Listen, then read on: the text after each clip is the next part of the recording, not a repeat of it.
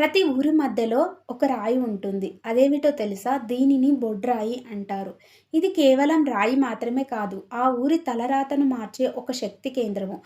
గరుడ పురాణం ప్రకారం ఒక మనిషి శరీరానికి బొడ్డు ఎలాగైతే ప్రాణాధారమో, ఒక గ్రామానికి కూడా బొడ్రాయి అలానే ప్రాణం పోస్తుంది. గ్రామాన్ని ఒక జీవించి ప్రాణిగా పరిగణిస్తారు. ఆ ప్రాణికి నాభి స్థానమే ఈ బొడ్రాయి. అందుకే దీనిని ఊరి మధ్యలో ప్రతిష్ఠిస్తారు.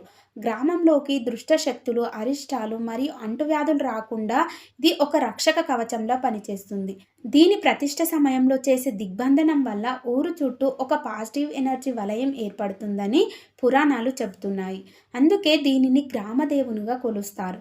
వాస్తుశాస్త్ర ప్రకారంలో నెగిటివ్ ఎనర్జీని అణచివేయడానికి బొడ్రాయి కింద నవధాన్యాలు, నవరత్నాలు, రాగి రేకులను ఉంచుతారు. ఇవి భూమిలోని అయస్కాంత శక్తిని క్రమబద్ధీకరించి శాంతిని, పాడి పంటలను సమృద్ధిగా ఉంచుతాయి.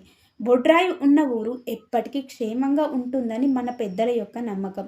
ఊరి ప్రజలందరినీ ఏకతాటిపై తెచ్చే గొప్ప సాంప్రదాయం ఇది.